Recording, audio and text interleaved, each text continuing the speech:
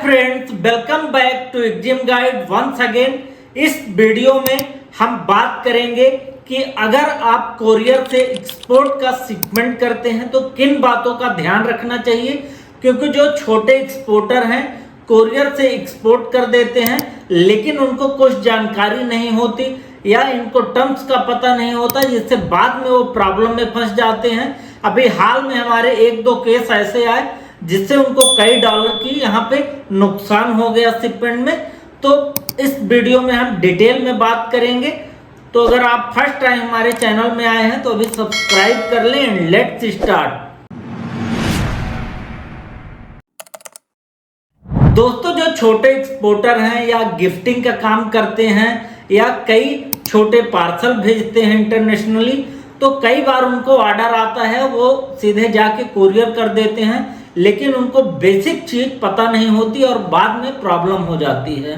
तो यहाँ पे आपको कोई भी इंटरनेशनल शिपमेंट करने के पहले इनको टर्म्स को क्लियर कर लेना चाहिए कि कौन यहाँ पे चार्जेज पे करने वाला है डेस्टिनेशन का, क्योंकि यहाँ से तो आप शिपमेंट भेज देते हैं, कोरियर की कंपनी जो होती है वो डिलीवर भी करने को तैयार रहती है कि पोर्ट ऑफ डिस्चार्ज में जो भी फाइनल एड्रेस होगा वहाँ पे वो डिलीवरी करेंगे।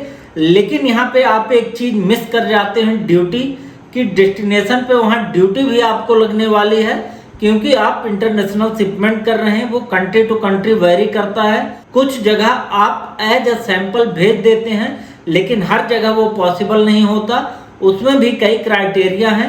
तो यहाँ पे इस चीज को इग्नोर कर दिया जाता है एक्सपोर्टर के द्वारा, और बाद में जब शिपमेंट वहाँ पहुँच जाता है तब आपसे कोरियर कंपनी बोलती है कि आप ड्यूटी का पेमेंट करिए।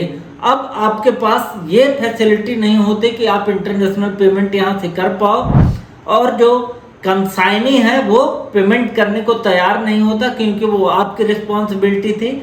आपने प्रॉपर शिपमेंट के इनको टर्म्स को चेक नहीं किया कि आपका जो शिपमेंट टर्म है DDP है, यानी आप डिलीवरी भी करेंगे, ड्यूटी भी पे करेंगे।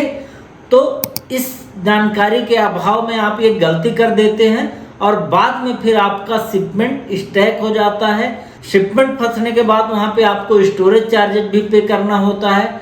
आपके जो गुड्स की डिलीवरी है वो डिले हो जाती है, जिससे आपका क्लाइंट भी आपसे खुश नहीं होता और आपको जो प्रॉब्लम होती है वो अलग से होती है। तो इस चीज के लिए आप जब भी कोई डील करें, आप जल्दबाजी में उसको शिप न करें और अच्छे कोरियर कंपनी से शिप करें। कई बार आप चीप रेट के वजह से छोटे मोटे कोरियर कंपनी से कर देते हैं, वो थर्ड पार्टी से करते हैं, इंफॉर्मेशन आपको प्रॉपर मिलती नहीं है, बाद में आपको प्रॉब्लम हो जाती है।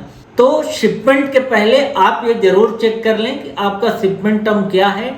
अगर DDU है तो आपको ड्यूटी नहीं पे करना पड़ेगा, लेकिन अगर DDP है तो आपको ड्यूटी डेस्टिनेशन का पे करना पड़ेगा। तो वो चीज़ आपको अपने कोरियर कंपनी को शुरू में ही बता देना होता है कि आपका जो शिपमेंट टर्म है DDP है, जो भी ड्यूटी होगी वो आपके द्वारा पे किया जाएगा।